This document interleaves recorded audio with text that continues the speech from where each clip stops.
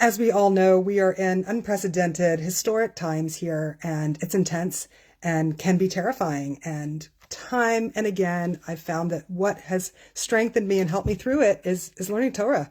And the context of this historical period is found in the text of the Torah and our Kabbalistic mystical teachings. Thank God for the guidance that we are getting. So I want to give over right now a beautiful teaching from the Zohar. I've been sitting on it for 3 weeks, the past 3 weeks, these 3 weeks has been all about Jacob's journey and what a powerful journey it is. It's a journey full of blessing. It's a journey full of challenges, and such is life. So let's learn from Yaakov, from Jacob, and his situation, because it becomes a template for how we understand our situation today. So I'm going to give over about 3 pages of text here. So buckle up and bear with me. And it's in English, so forgive me. But I think it's really guiding and beneficial for me, and I hope for you. Come and behold. Oh, this is from the Zohar, Toldot 19. Come and behold, how many were the blessings that Jacob received? One from his father, he got through cunning, right? We remember 3 weeks ago when he dresses up as his brother and receives his father's blessing.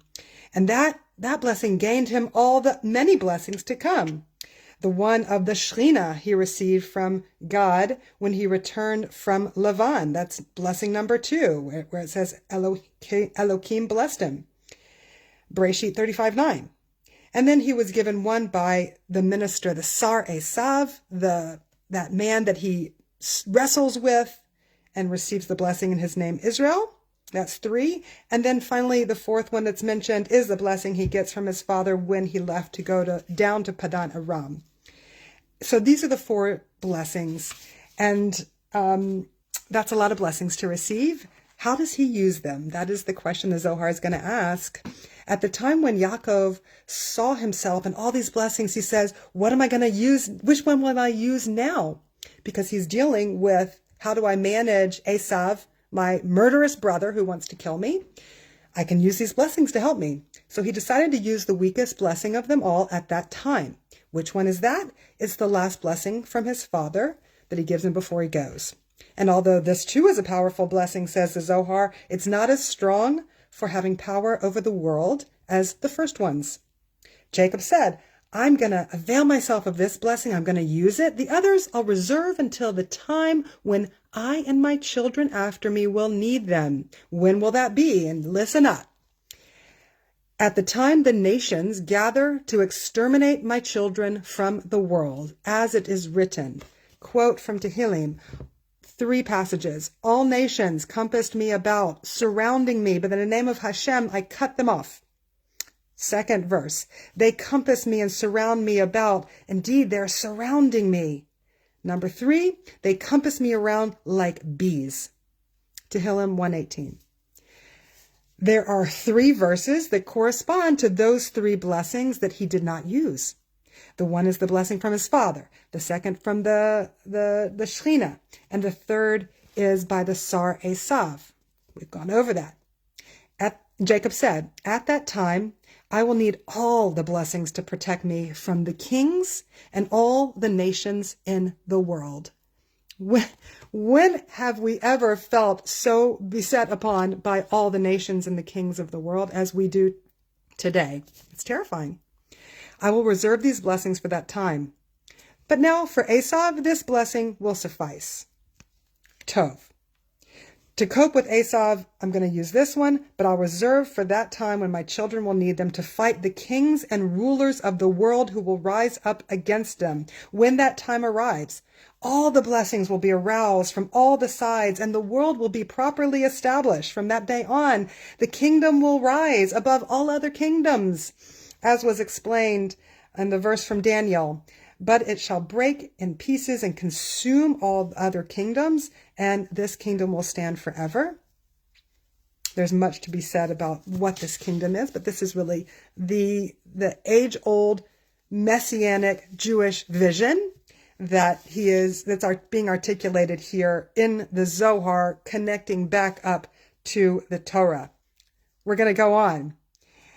Going back to Daniel, and in the days of these kings will the Elohim, the master of heaven, set up a kingdom. Therefore, Jacob wanted his blessings to be postponed, and he didn't use them all at once.